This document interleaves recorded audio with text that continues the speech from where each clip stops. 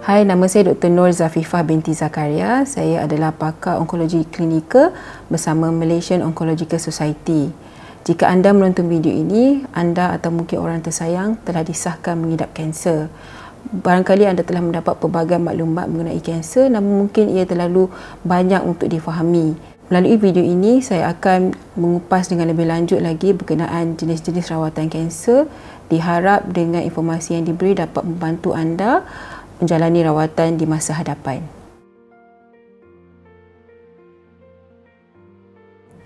Secara amnya, terdapat 6 jenis rawatan kanser yang lazim didengari, termasuklah pembedahan, kemoterapi, radioterapi dan rawatan terapi hormon. Namun lebih sedekat lalu, terdapat rawatan-rawatan baru seperti terapi bersasar atau targeted therapy dan juga imunoterapi. Kanser adalah sel-sel abnormal yang membesar dan merebak di dalam badan. Jika dibiarkan, ia boleh menjejaskan fungsi organ dan seterusnya menyebabkan kemudaratan kepada pesakit.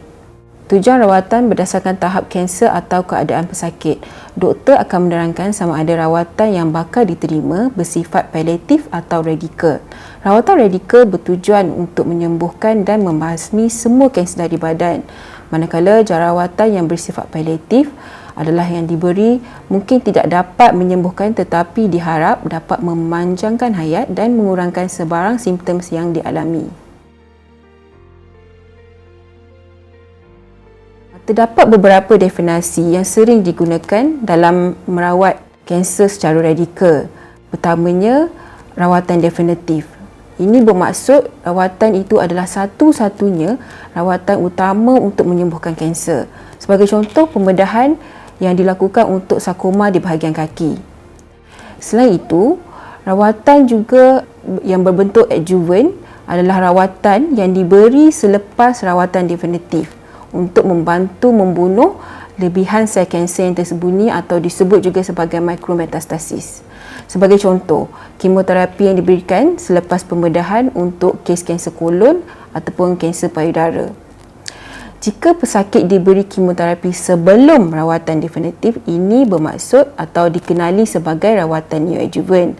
So, tujuan utama adalah untuk mengecutkan kanser supaya rawatan lain seperti pembedahan atau radioterapi boleh dilakukan. Sebagai contoh, rawatan kemoterapi dalam kes kanser payudara ataupun kemoterapi untuk kes kanser hidung. Rawatan concurrent pula bermaksud dua rawatan yang diberikan secara serentak.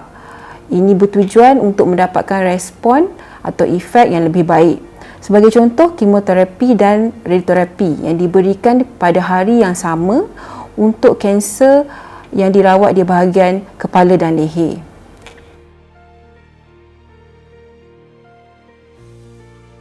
Terdapat pelbagai faktor yang diambil kira dalam menentukan kesesuaian rawatan kanser untuk setiap pesakit.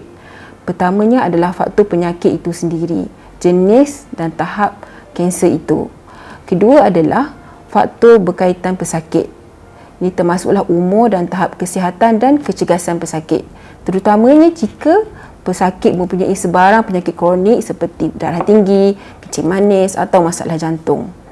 Faktor lain yang mungkin mempengaruhi seperti kesampingan rawatan, isu logistik, bantuan sokongan daripada ahli keluarga dan tidak dilupakan faktor kewangan.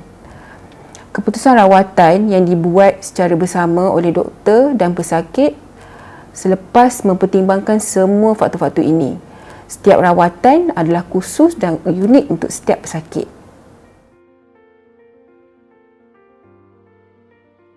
Tidak, anda tidak semestinya perlu menerima kesemuanya sekali. Ia sangat bergantung kepada jenis dan peringkat kanser yang anda hadapi. Rawatan tersebut boleh diberikan sebelum atau selepas pembedahan secara sendirian ataupun secara gabungan. Dalam kebanyakan kes, anda mungkin tidak perlu masuk ke hospital. Walau bagaimanapun, jika infusi kemoterapi anda melebihi tempoh yang lebih lama, doktor mungkin akan menyarankan anda untuk menerima rawatan di ward.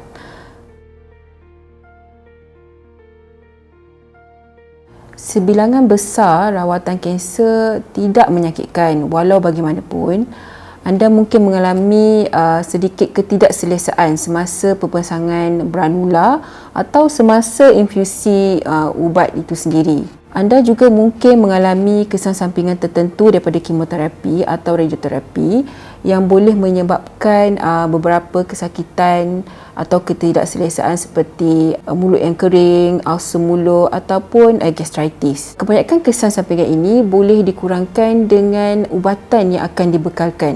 Terdapat banyak formulasi baru ubat untuk merawat loya, muntah, ulcer mulut dan yang lain-lain, yang boleh menjadikan kemoterapi pengalaman yang lebih menyenangkan. Akhir sekali, sebagai pakar onkologi, kami amat memahami ini mungkin masa yang sangat sukar dalam hidup anda. Sama ada tujuan anda untuk menyembuhkan atau cuba meredakan simptom yang ada, kami akan cuba bersama dan membantu anda mengharunginya. Berbincanglah dengan doktor agar kami dapat membantu anda.